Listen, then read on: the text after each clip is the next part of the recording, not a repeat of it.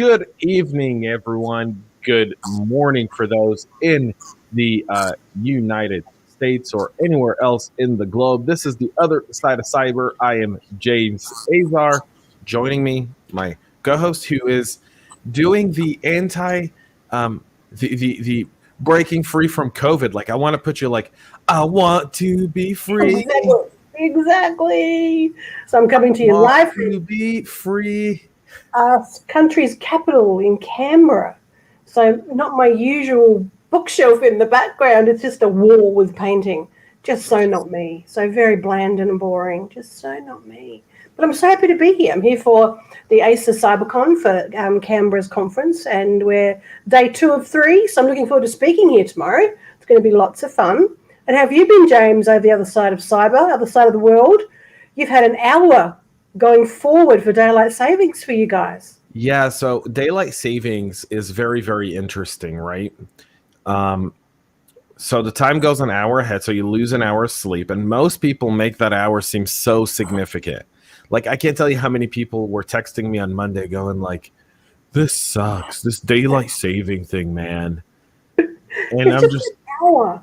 well, I put out a survey on LinkedIn, and I What said, did what do you you guys think of daylight savings? Yeah. And 500 votes later, it's unanimously leave time alone. Now, I'm Okay. going to put out the same survey when we go to like winter time, Yep. when everyone gets an extra hour of sleep. And I want to see if the result would be the same. But it's only an hour. Like, although having said that, this daylight savings here for us, because we're about to catch up to you guys, so we'll get another hour back in about 3 weeks, I think. I really struggled this time round. I don't know if it was COVID. I don't know why, but I really struggled to get my time back into order. It was really weird. So Enoch says, good morning, Enoch. How are you, buddy? Dog. So yeah, that's that's a very interesting thing. So we could talk about daylight savings, but that's not the point of our show today. We will talk about it though, because the point of our show kind of plays off of daylight savings, right? Yes. It's data spring cleaning. Like, very interesting topic, the data spring cleaning. It's, to me, it's like, oh, excellent. Bit of OCD comes into play. Happy to clean my data. Happy to do all of that, James, but ask me to clean my house. No, don't want to do that. But I'm okay when it comes to planning to clean my data. So what does it mean to spring clean your data? Give us an idea. So I'll kind of give you the long version, and I'll do the long version because I need people to understand why I'm talking about data spring cleaning. Okay. So 2 things. In 12 short days, 12 or 13 short days, yeah, the 28th. In 11 short days. Sorry, 11 short days. What am I doing? Today is St. Patrick's Day. Happy St. Patrick's Day for everyone, too. Yes, happy St. Patrick's Day. You've got the green on your side, James. I do have the green on my side, and I've got a webinar later today that we're doing for St. Patrick's Day with some awesome people. So really cool stuff. But in 11 short days, the Jews, I like to say it that way. It's really funny. Celebrate the Passover, our exodus from Egypt. The European dinner, I call it. A good one, the European dinner. I like that. All right, the European. If you've ever been to like France or Italy, like dinner's not a 45-minute affair. It's like a 3-hour affair, and that's the Jewish Passover. You starve yourself all day long because you're going to be feasting, and then you sit around the table and you've got 45 minutes of prayers before you can even start eating. That's hard. That's hard. Especially if you're hungry. And you smell the food, see the food. Yeah, so the secret is to keep the food kind of in the kitchen. Yeah, good idea. Do all the blessings first, get through the story of the Exodus. But for Jewish Passover, because for that period of time, we don't eat any leavened bread, right? So we don't eat anything leavened because during the Exodus, the Israelites didn't have time for the bread to leaven. They had to eat it as it was, and that's why there's a thing called a matzah. We have to clean the entire house. It is Well, a yeah. huge mitzvah, meaning it's a huge deed to clean, and there's a whole ceremony around it, and you literally you like any bread that we have left over all year we burn. So like Thursday night I'll be doing like a little fire and burning all of our all of our leavened bread that we have in the house, and then all of the stuff that's not kosher for Passover we put in a box and we tape the box shut, and we put it in a cabinet and we lock that cabinet so you can't get to it for the entire period of Passover, and you sell it. It's very cool. But today's episode isn't about the Jewish Passover. It's about I've learned data a lot. spring So cleaning. that was awesome. But yeah. data spring cleaning, to me, is part of my Jewish Passover preparations. I mean, I'm already preparing. I actually did address the Jewish Passover cleaning of my studio and downstairs over the weekend. And so it got me thinking after our clubhouse on Monday, Yep. when we were talking about what's your data really worth. Yeah. Like, very interesting from that perspective. Exactly. How much data have we got? Like, seriously, when I thought about it, when we discuss, folks, just so you know, we do talk about briefly what our topic will be so that we can do some research and be prepared. We don't like to script it or go overboard because it takes away the whole purpose of what James and I do. So we think, okay, data spring cleaning. And I was thinking about it. This is one of those things that I don't think I've really heard many people talk about at all.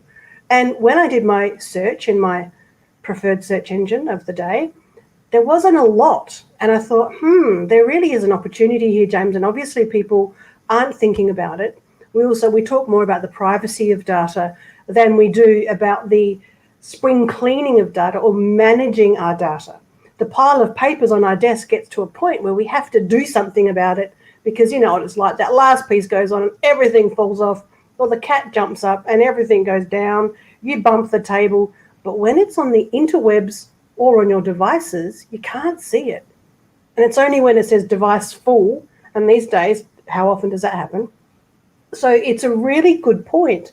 But where do people start? Where do they go first? Because it really, when you think, it's an ominous task. So where would you tell people to start? So it's not as ominous. It's not as complex as it seems, right?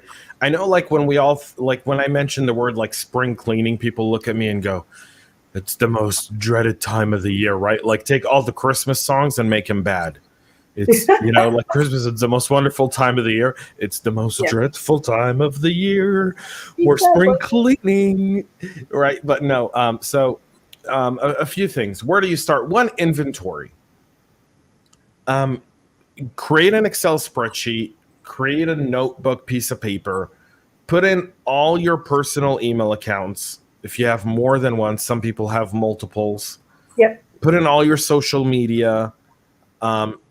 And then any website where you've opened an account. And I think that's very critical. And I'll explain here in just a minute what I mean by that. If you have a subscription to a site for news or television, like a Netflix, you want to put all of those down. And I'm going to explain why in just a moment. You want to create a list of inventory, right? Mm-hmm. So before I spring clean my home, right? There's a bunch of rooms in my house where we know there's no food. And I'm always going to relate this to the Jewish Passover. You guys will get a Jewish Passover lesson, and you'll also be able to, and that's how kind of I've done it in my brain. So I'll just explain it that way. So, there are rooms in the house where there's never any food. Food doesn't make it into these rooms, right? So my way of cleaning these rooms is very shallow. You go in, you vacuum, you dust, you organize it, you go, all right, this room is kosher. This room is kosher. But now you get to the parts of the house where you definitely do have food.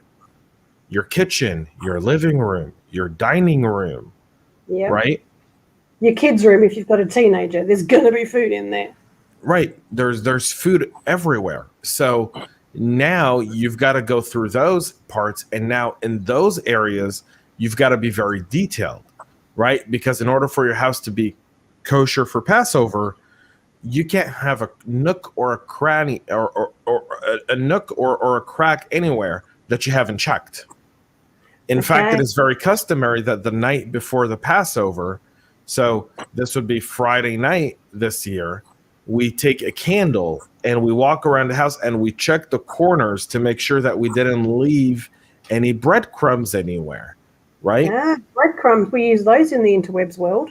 Exactly. So now let's get into what I mean by that. So one, you create an inventory. So I've created the inventory of my house, right? All my bedrooms. And now I look at some of my stuff and I go, okay, brilliant. I'm going to start looking at all my privacy settings. I'm going to look at all my history. And I go through and I see what emails like it's really funny. I do like an unsubscribe party. I've done that before.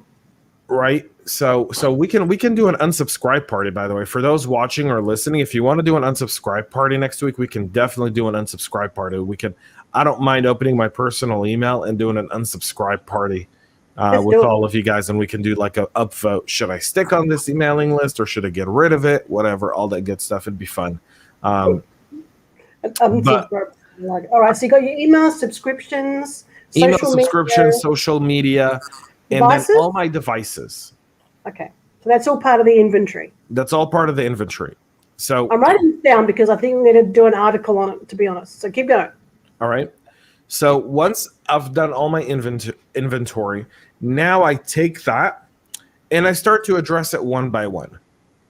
So I typically start with email. All right. And I double check my inventory versus my email.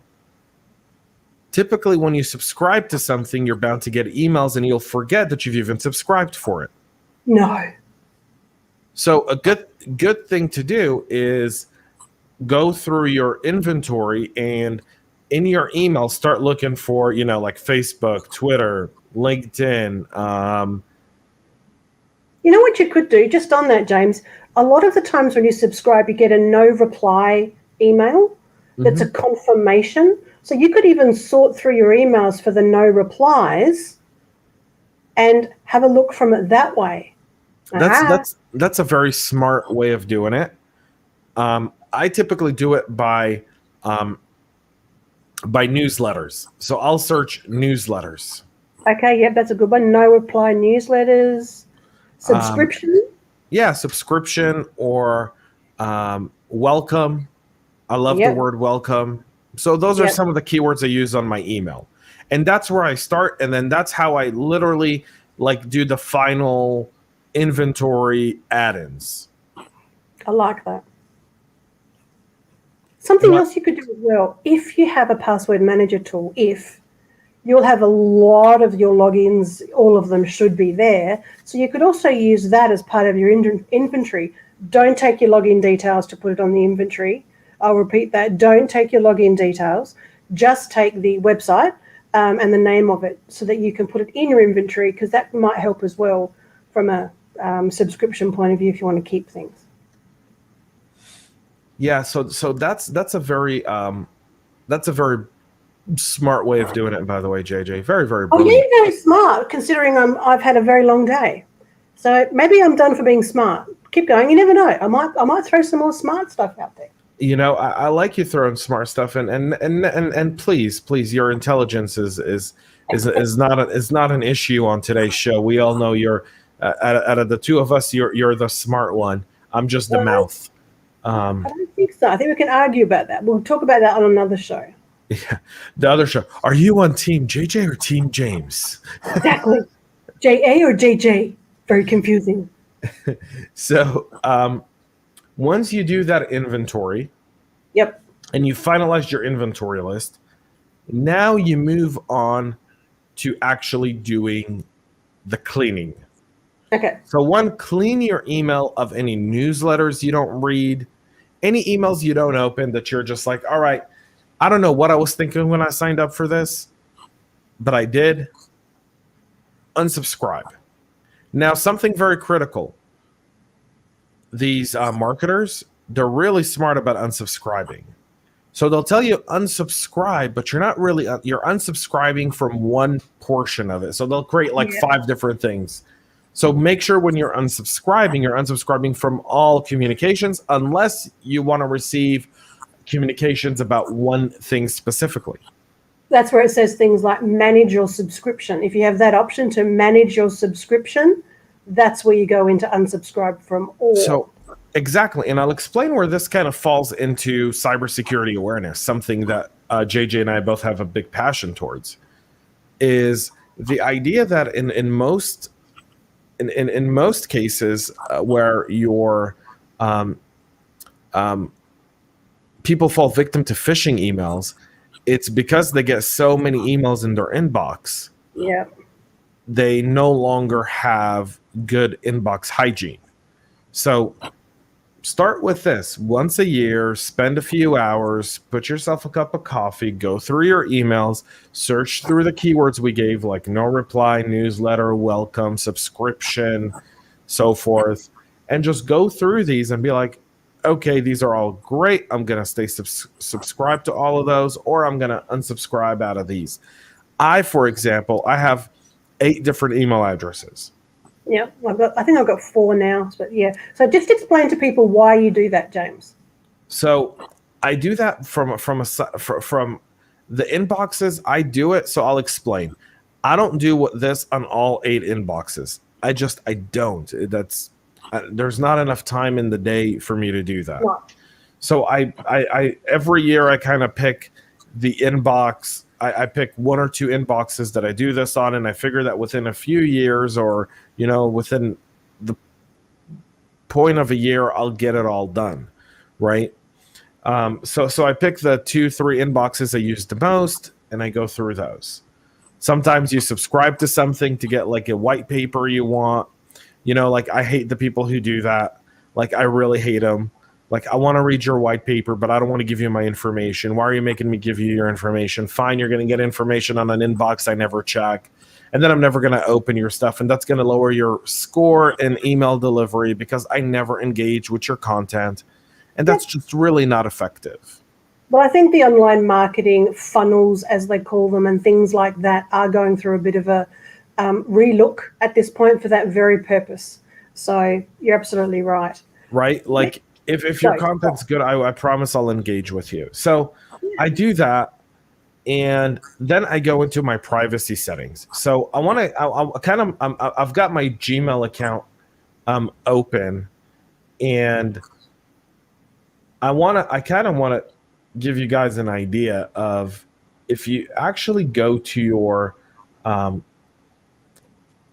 Gmail account, there's a bunch of settings where you can actually turn off. So if you have a public Gmail address, there's very little you can do about it. Yep. If you have a work email, whether it be through Gmail or Outlook, there's a bunch of stuff you can do. So I essentially turn off all scraping of my email. Okay. What does that mean to people who might not know? So scraping your email essentially means that Google looks at the email addresses that come through. They're not really reading them, but they're scanning them for they're scanning them for information so that they know how to give it to you and whatnot. So you can really turn that off. There's a bunch of stuff that you can do. And so if you were looking to buy a new car and you started to get a whole lot of emails coming in from car manufacturers, that scraping would say he's potentially looking to buy a car, and you might get information sent to you in other ways about cars. Is that what you're trying? Yeah. Okay. Yeah. There you go. That's fair enough. So that's when it comes to your email. Yep. Unsubscribe, manage your subscriptions, change, so forth. Tidy up your inbox. Should people create folders? That's a personal preference. Exactly. That's a good one. Because something that people might not realize, and it is a good habit to get into, is if you don't want to have a huge amount of email addresses that aren't necessary. But if you do subscribe to a lot of things, and if you do have, like you'd like to enter competitions to support local community things and stuff like that, create an email address specifically for that, because you will get sold. That list will get sold. Your email will get sold, because that's the nature of what they do. So if you have an email address specifically for that, then you don't have to worry too much about the high maintenance of managing it. If it's an email address you use for personal things that are really important, then you want to be in there cleaning it up like James is talking now. And then from a business point of view, the best practice would be not to have many things coming in there. If you can create another email address that could be, I don't know, what's a good one, James? Business information at mybusinessname.com or .au, whatever it might be, so that your name at your own company or wherever you work isn't going to be hit with all of the subscriptions and all of the information. It's hard to backtrack because we've got in the habit of doing certain things, but if you have an opportunity to re-clean and to create a few new emails, this will help a lot, so that your main email that you go to every morning to check the priority things in your world, you won't have to do too much cleaning other than filing. Would that be fair to say, James? Yeah. Yeah. Yeah, I think that's all. I think that's all part of it. I mean, you really want to. You really want to get your like emails and clean it up and just get her done. Yeah. Get the ducks in a row. Because I had a look at the other things we can do from a data cleanup point of view, and it was interesting. So auditing your accounts. So that's doing an audit on the accounts or profiles that you have created. So on that inventory that James mentioned, actually go to all your social media accounts, go to Facebook. And we've mentioned this before on previous The Other Side of Cyber shows. You can actually download all of your data on there. It takes a while, but you can, and have a look at it and see what information is on there. Just, in front of the TV, you can go through and do that and just check things and say, no, I don't want that, I don't want that. What does my profile look like to the public? Check your privacy settings because, geez, they change all the time. And delete and deactivate. So look for old accounts and delete information that you don't need. I'm sure someone will bring in MySpace again of having a look at what profiles are on there. There's still some amazing information you can get looking at old stuff. And I really like this one. Google your name. Do a Google search on yourself and see what pops up. The younger you are, probably the more information you'll have. However, depends. We could all have lots or we might have none. But it's a very interesting thing to do, to search yourself on Google. And also start to make sure that you've got information out there you want to have. So if that means updating things with new photos or new information on how to contact you, that's an important thing to do as well from an online digital footprint perspective. Anything else I've missed there, James, from a digital footprint point of view? No, you've nailed it. God, I'm on fire. You've actually nailed it, and I think we've done a really good job of extensively covering email. Now I want to get into the really juicy stuff. Ooh, juicy stuff. What's that? So, folks, the juicy stuff is when you sign up for something and now they're using your information across multiple platforms, i.e. Facebook, Instagram, WhatsApp, i.e. Google across social media, i.e. social media across Google, all that fun stuff, right? So here's a few things to keep in mind. As you're doing your spring cleaning, you do want to go into your social media and you want to block a lot of the social media websites, I think Facebook excluded, will ask you if it's okay to follow you everywhere else on the internet. Now, they won't say it like that. They'll say, In order to give you a better experience on our platform, do you allow us, do you approve of us really following you everywhere you go on the web, kind of like a creepy old boyfriend? So, Yeah. so your answer to that should always be no. Now, they always try to make it seem about your convenience. See, that's how they get you, your convenience. Excuse me, I had to cough. I've It's just okay. found where it is here. So for Android, how to stop being tracked. Dun, dun, dun, dun, dun. Users are advised to disable off Facebook activity. So like James just said, it's not obvious where it is. So you go into Facebook, you click on your settings of the phone, go to apps and notifications, and then Facebook permissions, and you can actually turn that off. So that's very interesting. I didn't even know that. See, you can't know everything. It is not possible. So what it says here, what data is Facebook collecting? If you visit a site or an app, Facebook knows when you've opened or logged in, search for an item, what item you had in a wish list cart, made a purchase or donation. So it's pretty much shadowing you around the interwebs. Therefore, really important, to James's point, stop that tracking. So this says open Facebook app on your smartphone, click on the hamburger icon. This is for an Android device. And scroll till it says settings and privacy, and it says off Facebook activity. And that's what you click. You tap on that. So I would not have an idea of what off Facebook activity means. That's what we need to do. That's what we need to select to make sure Facebook aren't tracking us. Very good tip, James.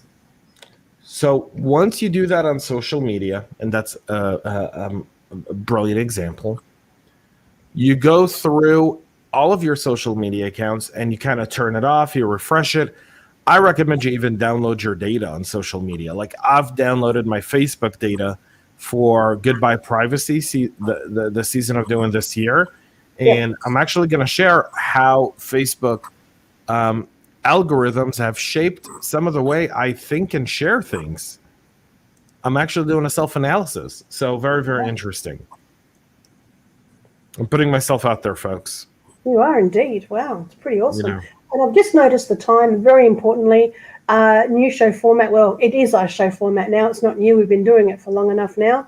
Is we do a 30-minute intense conversation like we've done on our topic, and then we will move into answering questions and engaging a little bit more with our people who are watching us live and keeping up with what we're doing. So if you are one of those podcast people, awesome. We love having you. Stay around for a bit longer. And if you ever want more, make sure you come back to see us or stay on and listen to all the awesome things we talk about after we finish that 30 minutes. All right, what else can we do, James? So once you finish with social media and you want to go through social media, one thing I always recommend, by the way, is go look at your old posts.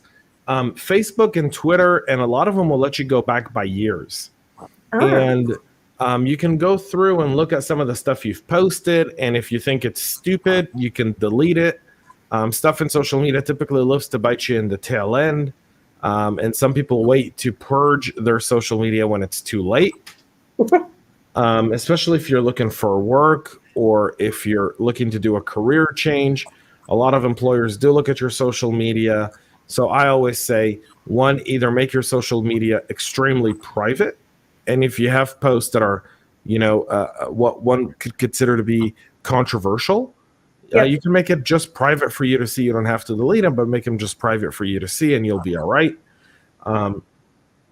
So you do that on social media. You make sure that the cross sites tracking is off. You update your privacy settings. Look at all the people you've blocked, all the people that, I'm off Twitter this year, so that's one less thing I have to deal with. But typically I'd have to look at my Twitter block list and be like, who have I blocked on Twitter? A lot of trolls on Twitter, unfortunately. I haven't spent enough time on Twitter. It's not my jam. I like my LinkedIn a lot better. Yeah, I like LinkedIn. I like I don't like Facebook. I don't know why I said that. I like LinkedIn. and I love Clubhouse now, thanks to JJ. And I definitely do enjoy some of the other platforms that are out there, from Gab or Clout Hub or all those other ones. They're okay, but again, like it's all about UI, and the UI just isn't there quite yet. So you get all of that stuff done. Yep. You've done with your social media. Now let's move to your subscriptions and newsletters. And I think these are very important because a lot of times you're being tracked by those companies on social media. Managing your subscription is very, very important. Yeah. Cleaning your website cookies and resetting it on your browsers, equally important. A lot of people don't know how to do that. We need to provide some instructions for them for that one, James. So depending on the browser you use, so if we look at Chrome, if you go to Chrome, and I use Mac, so you go to click on Chrome and you go to clear browsing data. That's literally the third option down. And you clear all your browsing data on Chrome. The same applies on Brave. That is something very similar on Safari. On Safari, you go to Preferences. You also have like privacy reports. So Safari has a button that's called Privacy Report, Yep. and it shows you how many trackers different websites have. So you know what? I want to share this. Let me bring this on screen. I think you guys would like this. And just before James does do that sharing on the screen, we are going to do a quick pause and say thank you to our podcast people, because this is sort of the end of the 30 minutes, but we appreciate you. Please keep subscribing, keep following us. We're loving what we're doing. Catch us on Clubhouse, and which is every Monday night APAC time. And James is also on there in US time as well. So make sure you go into Clubhouse if you are and follow us. We're there. And now we are going to continue with our live show people, with James sharing his information. So there we go. So check this out. You can see how many websites and how many trackers are on different websites. Yep. So as an example, ZDNet has 39 different trackers. Holy moly. What does a tracker do? Tracks everything you do across all other websites. All other websites. And you see all these different trackers by all these different media companies, right? So these are all ad servers. So this is where people ad companies. People need to understand what this means, James. So ZNet, what is that website first? To give people context. It's a technology news website. Okay, so on that technology news website, they have 39 trackers that are tracking ads within the website itself. Uh-huh. Wow. And you can see who they are and who's tracking you, from Yahoo to companies you've never heard of before, to Facebook and Google, and a bunch of advertisers. Yep. Wow. And that's because if you've clicked on their ad, they get informed. They can track James clicked on that ad, or he didn't, for example, because they do take both sides of the ledger. Wow. And now here you see your trackers, and you see who owns it. So the top 3 trackers are all owned by, look at your top 5. Your top 5 is rounded by Google in 4 spots, Facebook in 1, Microsoft 6th, but look, there's again Google, AppNexus, LinkedIn, Google again, Twitter, Amazon, Adobe. And I think this is, we've got to remember, folks, the intent of our show, The Other Side of Cyber, is to talk about the human element. And the fact is that most people do not understand that when they visit a website, they are being tracked like this. They don't understand that by going to a website and engaging just on one thing or multiple things or whatever it is, there is a price that comes with that. And that price is, all of our data, all of our cookies that are linking us to all the things that we do, to James's initial point, those breadcrumbs we leave all over the internet. I don't even think it's possible to get off the internet, as in get all your data off and start again like it's new. Is that possible at all, James? Could I just get everything deleted that I ever existed on the internet and start again? Not or really. There's always going to be something there. Not really. You can't really delete all your, you can't really delete all your data. You can't go off the grid because they don't want you off the grid to begin with. And it's very hard to be off the grid nowadays, right? Like realistically, I mean, I think that's just too far-fetched of a, it's just too far-fetched of a story. But how awesome would it be? And I know this is, really left field. How awesome would it be that you could go somewhere, type in your name, and select your photo, and it would say, hey, look, JJ, here's all the information we have on you. What would you like to get rid of? What would you like to keep? What would you like to add? Wouldn't that be awesome? It would be, but it's not something that's going to happen, right? And the reason it's not going to happen is because companies make money off your data and you're the product. And we talked about that on Monday on Clubhouse, right?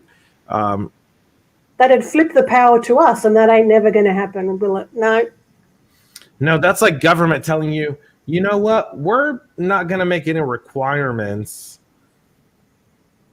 but if you want, you should do this. If you want to pay tax, then, feel free. But if you don't want to, that's okay. Don't worry about it. Yeah. Because, I was thinking something, my brain, seriously, it's busy. It's busy.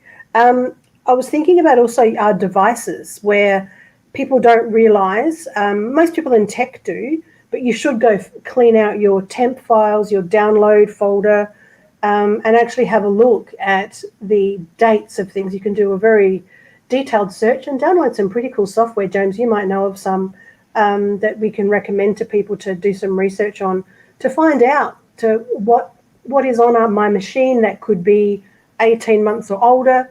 Can I get it all and move it and put it somewhere else off my device? Because that tends to clog up a lot of info. Anything you use? So, I use a bunch of different, so I use a few things when it comes to my data. I will say this,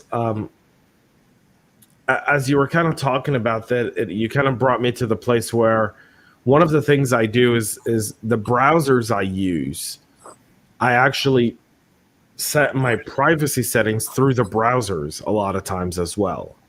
Okay, good. Yep, I'll add that in.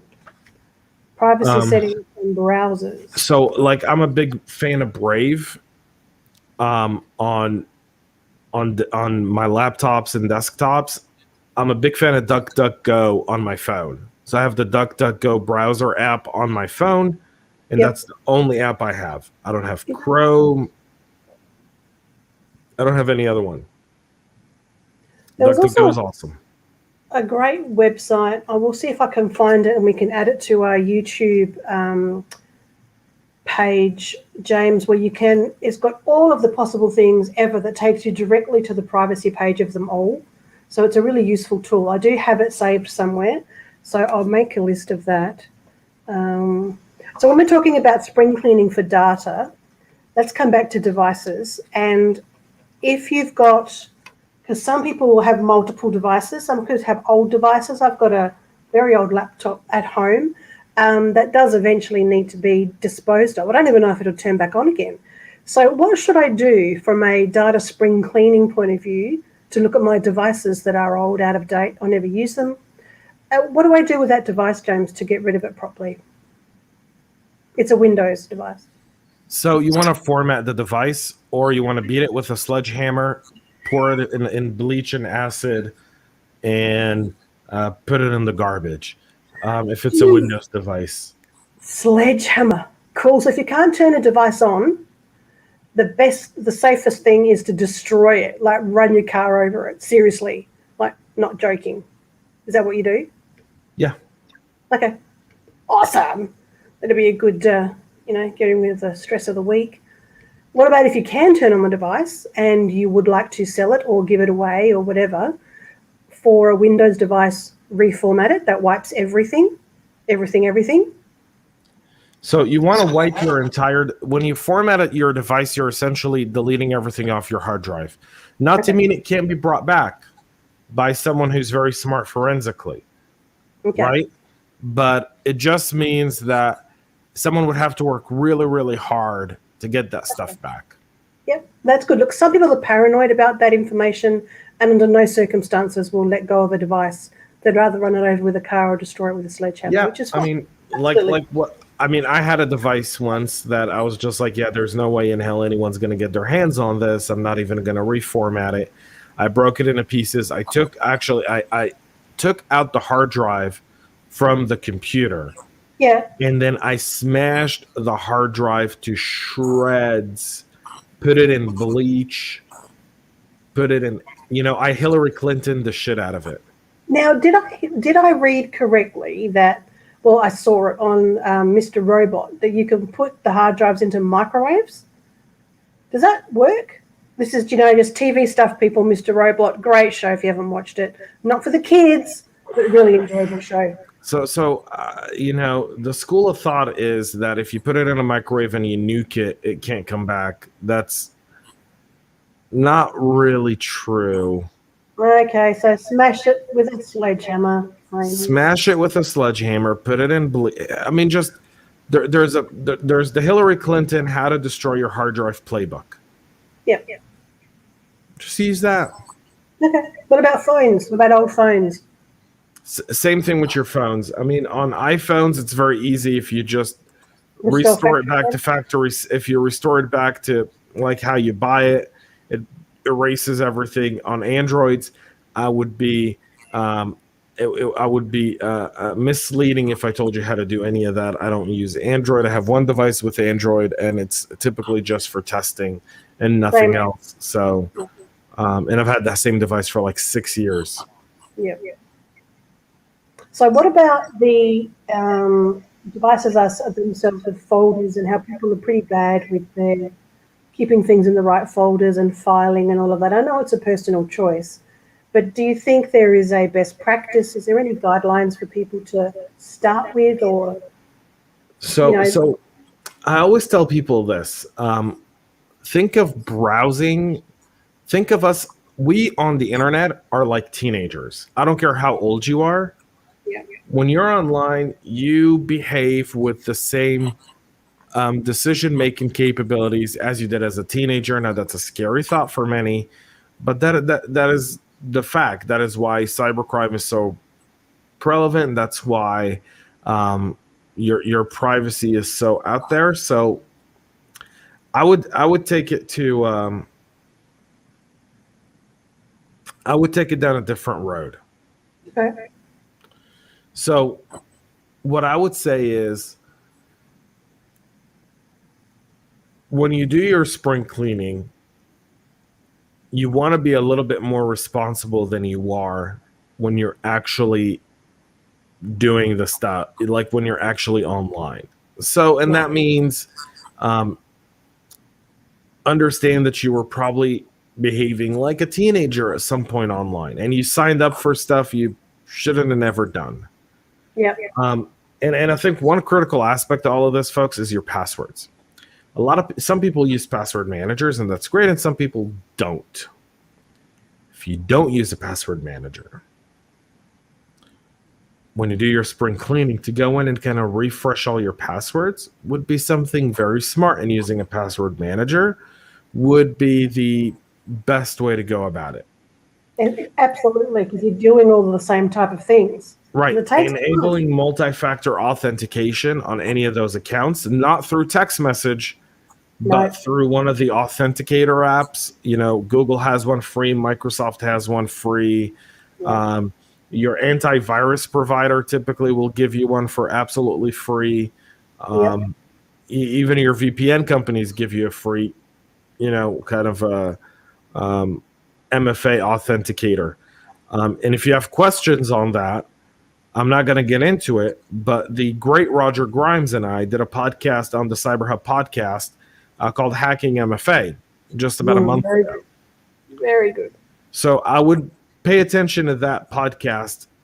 It's a little over an hour, but it's worth every minute of it because Roger essentially goes into detail of why text SMS for MFA is no different than 1, 2, 3, 4, 5, 6 or password as your password. Yeah. And just on passwords, I think it's important, or passwords, we say passwords here. There's a controversy, should I write them down or not? And if you can do a password manager tool exercise, do it. If you can't, for whatever reason, often depending on your age, if you've got older people in your world, parents, aunties, uncles, etc., who might be just using the internet, but they still have access to quite a lot of things, it's absolutely okay to write down those passwords on something that they can keep safe, because it's a little bit hard sometimes to expect everybody to be using the technology that we could be using just because of their demographics. So there is nothing wrong, even kids writing down their passwords in a safe place. I think it's better to write them down, have good different passwords or passphrases for everything, than it is to have a couple that you share around all your logins, which is a very bad thing to do. Password manager tools are awesome. To James's point, while you're doing all your data cleaning, set up your password manager, because it takes time, a long time. It's worth it in the end, but it does take a lot of time to get everything in order. Get your ducks in a row, as they say. James, what's your thoughts on writing passwords down? So it's good. I mean, so write them down, but where are you putting them? You're putting them in a locked cabinet. They're putting them in a bucket that says on the front, passwords, please pick up my book. No, we're putting them somewhere safe. We're putting them in a place that we know where they are should we need them, but it doesn't say passwords on the front. I know here at one of our big office stationery places, there's a little book you can buy called Passwords. Not a good idea. Fine to write it down. Put it in a little notebook somewhere with your recipe books. I don't know. Just somewhere where logically you would look for it. So that's what I would do. So yes, James, you're not going to leave it right under the computer with a post-it note that says password book under laptop. Please click here, or please lift here.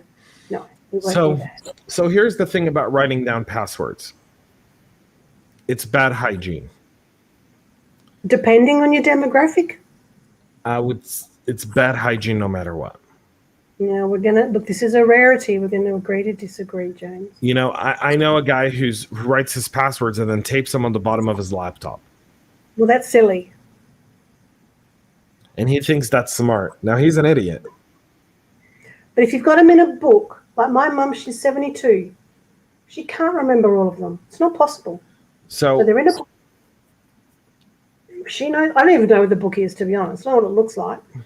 But it's better. Otherwise, she's never going to be able to log in. So, yes, I think for those people who are elderly, giving them a password manager tends to be the trick, because most of the time they don't remember the password and they wrote it down somewhere that they don't remember where they wrote it down. And I've seen the people who write down their passwords, and they change their passwords so often that they forget what password they did, and they update the password and they forget to write it down. And it's bad. Well, you'd be surprised. So my personal experience, or I'd say a dozen people, is they're pretty vigilant. If I could get them onto a password manager, I would. But it's too far beyond them. But to your point, yes, if you're not going to look after it and you're not going to keep it up to date and not do the spring cleaning for that, then there is no point. Absolutely agree on. So we're almost wrapping up the show today. So I kind of want to wrap this up and summarize everything we just talked about. So if you're going to do your data spring cleaning, create an inventory list of everywhere you have an account, everywhere, even if it's a newspaper, right? Even if you subscribe to the Sydney Morning Herald, right? Put that in there. Because even the Sydney Morning Herald has trackers. In fact, they probably have more trackers than you'd even want to imagine. because that's how they make their money. Yeah. So that's number one. Once you've done that inventory, go start with your emails, then go to social media, then go through all the websites you're subscribed to, unsubscribe, manage your subscriptions, change them, block out your cookies, go to your browsers, update all your privacy settings on your browser. I personally prefer Brave on laptops and desktops. I love DuckDuckGo on my mobile device. Those are the browsers I use. Finally, if you're changing devices, if you're upgrading devices, you want to format your devices. On Macs, it's a little bit easier. Now, if you're worried about anyone ever getting access to your hard drive, then you're not selling your device. You're just going to wipe it clean. And, if you're worried about it, you don't want to sell it, you beat it with a sledgehammer, you put it in bleach. I call it the Hillary Clinton playbook. And then you ship it off to the Ukraine and get buried somewhere. And life is all good. Or you run over it with your car. Yeah, I mean, the Hillary Clinton playbook's pretty good because you can't get in trouble for it. So that's what she did. She's already set the precedent. Yeah, that's true. It's a very interesting one. I would love to hear back from our peeps and geeks who have joined us today to find out what they're doing with their data, their spring cleaning. Just a reminder that you can catch us here every week, same time, same bat channel. And we will be talking about something different every week with a focus on the other side of cyber, that human element, that how does all this actually affect us as humans, as people on the interwebs. Please subscribe to our podcasts, to our live show, and you can catch us every week on Monday nights Australian time on Clubhouse. If you're on Clubhouse, which is a very interesting audio-only social app, so someone like me and someone like James, geez, we can talk for hours, and we do. So jump on, follow us, you'll find us there. And also we've got some clubs happening on that side as well in Clubhouse. But we're around, we really appreciate your time. Anything I'm missing, James? No, not at all. This week's show has been awesome. Next week we'll be back with another awesome topic. We'll be on Clubhouse. Again, we're on Clubhouse Monday nights, I believe 10 p.m. Sydney? Yes, correct. 10 which p.m. is 6 a.m. Eastern. So if you're on the US East Coast, it's 6 a.m. Eastern. If you're in Europe, that's lunchtime. So feel free to join us there. You can follow me, James Azar, on Clubhouse. That's my username. And JJ, what's yours? Mine is JJ or Jackal and Jane. Brilliant. Folks, that's it for this week's Other Side of Cyber. Till next week. Thanks so much for watching. Thanks so much for listening. Thanks so much for tuning in. Till next time, folks. Have a great rest of your day.